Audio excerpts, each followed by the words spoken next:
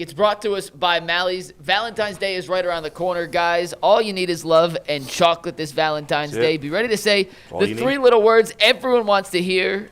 I brought Mally's. From friendship to love to every situationship in between. Mally's has the perfect chocolate to say what you feel. Their famous chocolate-covered strawberries and grapes are back in stores February 13th and 14th, and the rest of their Valentine's Day favorites, like the Gold Cup assortments, the foiled wrapped solid milk and dark chocolate hearts, peanut butter caramel, raspberry-filled hearts, and so much more. They're all in stores and online now. This Valentine's Day, say it with Mally's. All right, guys, we're putting on our GM hats. We know Andrew Berry's been aggressive in acquiring wide receiver talent during his tenure as the Browns general manager. He's been aggressive acquiring wide receivers, not talented wide receivers. Receivers he believes are talented, whether that's panned out or not. But you look at the Amari Cooper trade, Jerry Jeudy, Elijah Moore. There's a handful. ESPN put out an article earlier this week with the landscape for the upcoming free agents at that position, similar to how Zach Jackson walked us through the quarterback landscape. I'm going to walk you through ESPN's version of the receiver landscape. Okay. And you guys are all going to tell me, of these guys, who do you think is realistic? Who would you most want the Browns to sign?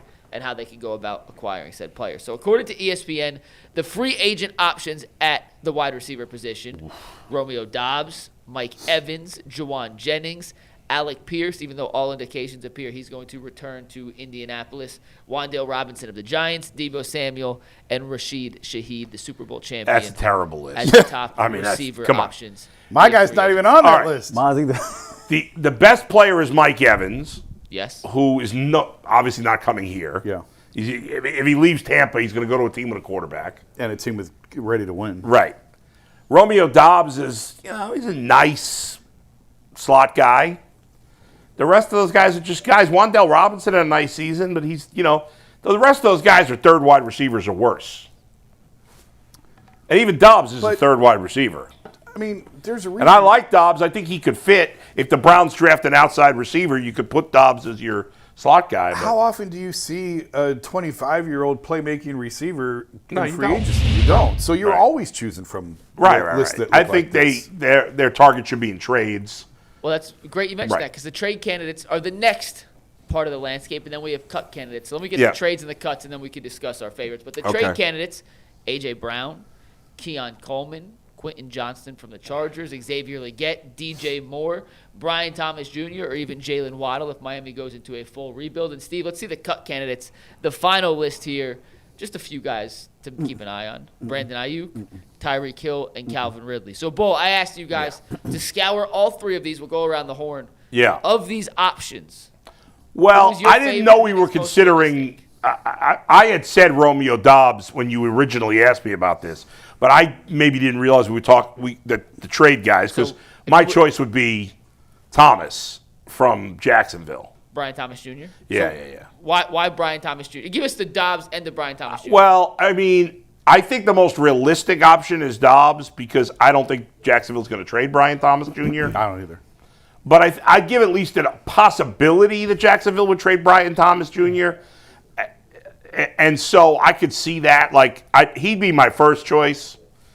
Doubs would be my second choice. But, I know G and Tyvis love this Mekhi Lemon.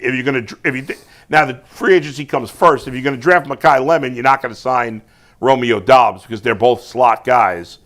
But if you draft Tate or Tyson, then you could sign Doubs. I know, again, you'd have to make that decision where you're going beforehand without knowing for sure you can get that guy. But so Doubs is a free agency. Thomas, though, would be I would try to get him. Again, I think Jacksonville would be stupid to trade him. It doesn't make sense that they would trade him, but at least I'll say there's a 10% chance. The rest of those guys are either, third receivers or worse, or they're guys who there's no way they're – A.J. Brown's not getting traded to the Browns. No. He don't want to play here. Mike Evans is not coming to the Browns. If the Dolphins were going to trade Jalen Waddle, there'd be a team that would give – the Browns are not a wide receiver away from being a contender. But it depends on what you're looking for. Yeah. If you're not going to find a number one elite receiver in the prime of his career in free agency. You just have to look at the list for what it is. And the guy I chose, I originally had Doubs and you had already taken him. Yeah. I took Tyquan Thornton from the Chiefs because he at least flashed. I like that pick. And he's got size, he's got speed, 6'2", he's fast, he can stretch the field. What And has he done? He had moments with the Chiefs. I mean, had Patrick Mahomes thrown to him, but he had moments with the Chiefs last year. That's a good graphic. I mean, but when what Rashee Rice was out. But you're at least betting on upside. The guy's 25. Yeah. He's young. And is he going to come in and be your number one receiver? No. But you're not trying to find. You got to find that in the draft. You're trying to build up the room. It's going to be hard to find that in the draft. I'm not. The Browns already got a bunch of 4th and 5th receivers, which is what I think he is. But that's what free agency is. That's well, what then you you're don't gonna have find in to. free I mean, you don't agency. have to do. Well, the assignment was pick one of these guys, so I picked one of those I guys. think if the Browns don't have a number 1 wide receiver, they're hoping to get that in the draft. I don't know that they're going to be able to. We'll see. Like otherwise, you got to trade for it, or you get it another year. I mean, you can't get a number 1 wide receiver in free agency. No, you're never going to find that. So you have. I mean, we talked about it before. To me, usually free agency is to cover the mistakes you make in the draft, and it's a stopgap measure until you can fix it in the draft. Well, they've already said in there, and I agree with this. They're right. You're not going to go out and sign a bunch of 30-something guys in free agency. No, it doesn't make any sense. This is a team that is young. They need to continue to add young pieces. I would look at Keon Coleman. I know. But if you can get him on the cheap, I think he's got 2 years left on his rookie deal. Yeah. The problem with Coleman for me is if you can't make it work with Josh Allen, right? How are you going to make it work here? Yeah. So, but I do think that there was at least some upside there to look at. But again, you're not looking for stars. You're not going to get stars. You're looking for guys who can come in and fill a role. Guys who are young, relatively inexpensive with upside. That's what I'm looking for this team in particular. There's really the only number 1 wide receiver on any of those lists is A.J. Brown. Right? I don't even know if Brian Thomas Jr. is the number 1 wide receiver. Mike Evans, probably Mike Evans. And Mike Evans, I don't know if he's still a number 1 wide receiver, but there's zero chance that Mike Evans or A.J. Brown are coming to the Browns. So so they have no chance of getting a number 1 wide receiver. We don't know if Tate and Tyson are number 1 receivers. You hope they are if you draft them. They better be if you draft them at 6. But we don't know that yet. But that's what they're going to have to do. Real quick before I go, I just want to respond to what you said about Keon Coleman. I think with him, just my opinion, I just think it's a matter of he needs to mature. He needs to take his NFL career more serious than what he does. Like I read stories this past season about him either, waking up late or not being on time, falling asleep in meetings, just things like that. And sometimes, man, when you're young and you come into the league with status and a name for yourself, now you got a little bit of money and a little bit of reputation, it's harder for some people than others to keep the main thing the main thing. And if Keon can keep the main thing, he's a talented wide receiver. I like your pick. I went with Quentin Johnston, the wide receiver from the LA Chargers, and here's why. I am infatuated with big body, physical wide receivers that can stretch the field. And they don't have any of those. And we don't have any of those. Now, you look last year, almost half of his career touchdowns came in what arguably was the best season of his career. When you talk about Todd Monken's system and what he likes to do, you're going to see a lot of 21 personnel. That means 3 wide receiver sets, 2 running backs in the backfield. Jason, you talked about this. We all know that Todd Monken likes to stretch the football field. And so if you can get you a big physical wide receiver that got some speed, that can go downfield, I think that'd be your guy. And I think he'd be a prime trade candidate. The Browns got somewhere like 10 or 11 picks. Now, we got 4 picks in the top 100. But on the back end, we got 2 5th-round picks. We got 2 6th-round picks and a 7th-round pick. We've seen the history of the NFL that wide receivers that fall in his category, they typically go for a package that includes maybe a 4, a couple 5s and a 6 and things like that. So I think you can get a guy who's young, who got some upside, who peaked last year, having his best year of his career. You can make a trade for him, and I think it does something to improve that wide receiver room immediately as well. I just want to look up how old he is. Oh, he's only 24. He's young. He's played, 25. The last 2 years, he's basically had the same season. He had 711 yards in 24, 735 this year, 8 touchdowns both years. He's a nice player. I'd be fine with that. I don't know. Why would they trade him, though? Well, that's the thing. You don't know why they would. They're not happy with him in L.A. But I know they used the first-round pick on him. Yeah, they did. He came out of what? Worthy of a first-round Didn't he pick. come out of TCU? Yeah, that was pre-Harbaugh, though. That was the... Yeah. Apparently, Harbaugh does not like... This just... reading reports. But Yeah. Harbaugh, not a fan of how he blocks on the outside. Doesn't believe he's a physical enough receiver for their run Yeah. game, and he's got issues with drops. Yeah, But he's fine. To Earl's point, the Browns need a receiver with the drop problems. The Browns can't bring in. to Earl's point though, he's Yeah. betting on upside. Clearly got upside. Yeah, They're all going to have a flaw. You know, what you said about Keon Coleman, the Browns got to stop. The Browns are not the team that fixes people. I was thinking I that, can't yeah. take some guy. A guy who's already immature. You're going to bring him on Yeah, this team? and that's why I said, I like, can't have Keon Coleman. I'm fine with Quentin Johnson. If I'm an NFL team, I would Yeah. like to take a flyer on Keon Coleman, but, Yeah. but not this team. no, not this team. no. I would be able to give it a little bit more of a chance simply because this is not the Cleveland Browns with Kevin Stefanski as a head coach. I know somebody who played personally for Todd Monken, and everything I've heard about Todd Monken is he's a straight shooter. He commands a room. He will hold you accountable. And I think there's something to be said about when you walk in a room and a guy's aura, you can just tell that it demands this respect. Sometimes like a change of scenery and somebody like that can help you get to that next level. And so I'm willing to be more open to giving it a chance because it's not the same structure through and through when it comes to the on-field Yeah, stuff. I mean, the Bills had a pretty good situation there. Yeah. With the best quarterback and one of the best quarterbacks in football. And I don't know. One thing Yeah. with Todd Monken throughout his career, whether it was with the Bucks and Jameis, whether he was with here when he was in 2019 with Baker and OBJ and Landry, whether it was in Baltimore, whether it was at Southern Miss, Yeah. part of a staple of his offense is a vertical passing game. When he was at Southern Miss, they led the country his final year there in pass plays over 20 yards. They've always been an explosive offense. I understand a lot of that is Right. with the playmakers you have around you. He's But when going you to look- coach to the players he has. I don't know that he has a specific style, Mike. everywhere he's gone. Yeah. I mean, Jameis led the league in passing the one year he was there. Like part of it is he likes to push the ball downfield. He's even talked about that at some of the clips we've seen when he was with Baltimore. When you Right, look but back they at these they lists, still ran the ball at a higher percentage of clip than any other team in 2024. I'm not saying it's just an air raid. I'm just saying Right. he's always had an explosive passing offense. And a lot I of mean, that is everybody playing- wants a receiver that can go downfield. I'm saying out of the possible options here, Bull, Yeah. just if you let me finish a sentence. He's giving you the That's elements to question I'm Todd gonna Go ask. ahead. Monken's offense right now. Talking out your ass, but go ahead. 347, Steve. Out of the options here of these guys, are any of them perennial deep threats that you think fit into that kind of offense better than others? Dobbs is more I of a mean, slot Rashid guy. Shaheed is a deep threat, but I don't think he's really a starting player. Jason Earl. I would say Shaheed is the only deep threat, in that list. Maybe Romeo Dobbs. Maybe Romeo Dobbs as well. But like when it comes down to the trade candidates, I think Quentin Johnston is a deep threat.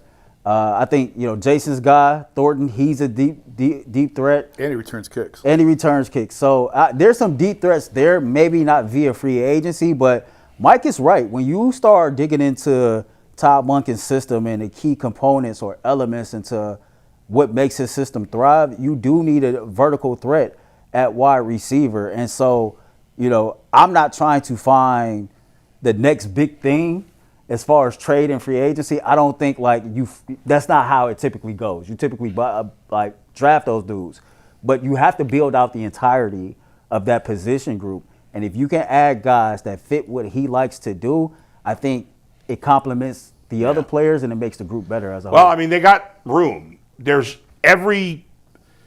could cut every wide receiver besides Jerry Jeudy, and I wouldn't care.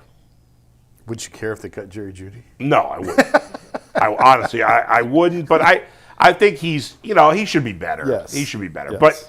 But the rest He's of those an NFL guys, wide receiver. Yeah, the rest of those guys, we don't know. I guess I'd keep Isaiah Bond around. He made a couple of plays, but he's a That's the fourth, bar. fifth receiver. He made Cedric two Tillman's plays, useless. 3 Every plays. other receiver they have is useless. So you got spots to fill. Mm-hmm. You think Cedric Tillman's going to be here next year? He's going into what, year 4? I think this is year 4 he's going to. Yeah, he was drafted in 23. Can't stay so healthy, 23, doesn't do 24, much. Well, they 25, can't turn over 24. everyone. No, that's true. So I would say, Bond will be back. He's on guaranteed deal. Right. Bond will be here. Judy will be here. That's it. Maybe Tillman. I think Tillman will be here. I don't know what Last Tillman's year, contract is. I mean, he's a second-round pick at wide receiver. Last year of his contract, I think it's team No, friendly. third-round pick, wasn't he? Was he a second or third-round pick? Third-round pick. Tillman was third. Third-round When pick. did they finally move off of I mean, David Bell had health issues. Yeah. But who was the other one? Schwartz. That was quick. Anthony Schwartz. I think year 3 they moved off him. I don't know. I mean, it depends. It depends what they add, but I don't think it's a short thing that Cedric Tillman's on this team next year. No, I don't. Yeah. So how many new receivers? Let's play the game right now. What's that? If has the over/under on new receivers via draft free agency, the line is 3. Can you put a half in there? Fine, 2.5. 2.5. I'm taking I'm the taking over. the over. Yeah. 3.5. 3.5. I'm taking an under. 2.5. Honestly. I'd probably do 3 new receivers. Even Yeah, I Isaiah could go with Bond's not a 3. guarantee. I know it's guaranteed money, but it's Maybe 2. 3 little feels money. like a lot. 3 feels like a lot of new receivers. It do. Yeah, they'll probably keep Bond, and they'll. But Bond, I could Judy. definitely see them moving on Who from are we Tillman. missing? Bond, Judy, Jamari Tillman. Thrash, Oh God. Malachi Corley. I mean, he's great on end arounds. Who else? Who is one of the guys we're forgetting, right? I mean, the leading receivers Gage last year. Larvidan. Yeah, Gage. So if I had to just take a stab at it very early, way too early, UCSS Browns wide receiver room. Yeah. I'm probably Jerry Jeudy will be here, Isaiah Bond will be here. I think Cedric Tillman will be here. I think the Cleveland Browns will add a wide receiver via trade, and I think they'll add 2 wide receivers via the draft. They'll definitely draft 1. Yeah. Definitely add 1 in free agency / trade. You would think. Isaiah Bond was 3rd in receiving yards. Well, he's got to be back. He's 3rd lead receiver. It's sad. The other receivers that technically played last year for the Browns, Jeudy had 602 yards, Bond had 338, Tillman had 270, Thrash had 107, Malachi Corley had 79, and Gage Larvidan had 71. Yeah, I keep Bond and Jeudy, and I'd get rid of everybody else. And I'd bring in 3 or 4 new guys, depending on. Can't argue with that. On how many, I draft 2. I'm with you. I draft 2 wide receivers, and then I get at least one I can guy also free get your agency thought trade. process too, because with Isaiah Bond and we know like the air raid system that Todd Monken wants to run, there's at least a package for him. Right, like and you so keep we him can as your deal with 4th, that. 5th receiver. Judy's your 2, and you hope to get a 1 and then you get a 3 in free agency. Romeo Doubs. Like if their wide receiving core next year is Jalen Tyson, not Jalen Tyson. What's his name? Jordan Tyson. Shout out to Mr. Tyson, by the way. Jerry Jeudy, Romeo Doubs, Isaiah Bond, and then some veteran guy who could also return kicks. Be a big upgrade, at least on paper. Yeah, I think as we sit here and we keep having this conversation, I just keep going back to what I've learned about his system. And if he always likes to have 3 wide receivers on the field, then I don't think us saying 3 as far as adding to that room, that wouldn't be that big of an overhaul because he's going to assess what's here. And you got to be able to spell guys as well, right? Guys get hurt, guys get tired. So 3 new wide receivers isn't as far-fetched as it might seem on the surface. Do we know that he likes the 3 receiver sets? I feel like Baltimore ran a ton of heavy. I mean, I think that comes to the adaptability of him being able to see the situation in game to game. But the base of his system, I've always heard with the 21 personnel is 3 wide receiver sets, and you get 2 running backs in the backfield. Yeah. And what that does is it allows the quarterback to go to the line of scrimmage, see what the defense is disguising, and it makes it easier to audible into a successful run or pass play. I think if Shedeur Sanders is the starter, though, they're not going to do that as much because he's an inexperienced quarterback. Like Lamar, when he took over in Baltimore, Lamar was already a lot more experienced by the time he got there. Not that, I mean, obviously he was still young, but I don't know. I don't know you on this team, and with the offensive line they have, obviously they're going to try to make it better, but it's going to be hard to make it significantly better. I would think that they're going to, I don't know, maybe go 2 tight ends more up, We'll see. Time will tell. It depends what personnel he has. I'd be curious to see if they replace Njoku. Like if they really replace Njoku. Yeah. Right. That'll tell you a lot, as far as how they go about replacing him. Like, do you do it in free agency or do you do it hypothetically with a 5th round pick? Well, Harold Fannon's their tight end 1. Yeah. So do you get a tight end 2 who's a legitimate, at least somewhat of a threat? I mean, Isaiah Likely is very familiar. They brought over that whole Yeah. Baltimore staff, including the tight ends coach and the pass game coordinator. He and hasn't the actually offensive done much. He's been talked about I a know, lot. I know. But he hasn't actually done much. He was hurt for most of the season. You know, there was a lot of hype around him, but there's been very little production. He's got 15 touchdowns in 4 years. He had two good years back-to-back as a second tight end because he was behind Mark Right. Andrews. What were his numbers those years? In 2023, he had 30 catches, 411 yards, 5 touchdowns. Yeah. In 2024, he had 42 catches, 477 yards, and 6 touchdowns. Yeah, I mean, it's the nice touchdown numbers. But he's the second tight end. Like that. Yeah, but Mike, if he were that good, they would have played him more. I'm agreeing. I'm just Yeah. saying it's not like he's going to have Travis Kelce-esque numbers in a passing offense. No, but like when the Patriots had Gronkowski and Hernandez, they both got a ton of targets because they were both great. So likely, he's a backup. I don't know that he's a starter, but they don't need a starter. Hernandez only had 1 year where I just looked it up. Go ahead. As a rookie, he only played 3 years. Yeah. 45 catches, 560 yards, 6 touchdowns. Then his second year is when he broke out. Yeah. 79 receptions, 910 yards, 7 touchdowns. And his third year, just 51 catches, 483 yards, 5 touchdowns. And then what happened after that? That's when he went to jail? Yeah, I was Yeah. going to make a joke. All right. I mean, Yeah, I was gonna leave it. I was that's leave it better than alone. Likely's first 3 years. Leave it alone. He got a But daughter the out here last somewhere. 2 of those are pretty similar. All right. I mean, I think he's a You're a quality. Likely apologist. He's a quality number 2 tight end, and I don't think that. I mean, Yeah, he was on the I same agree. team with Mark Andrews, so Yeah. exactly.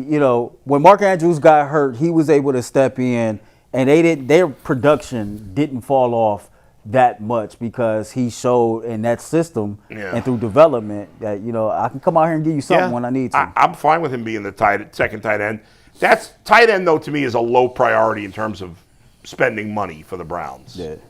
But we'll see. All right, Mike. All right, let's get to our next topic, guys.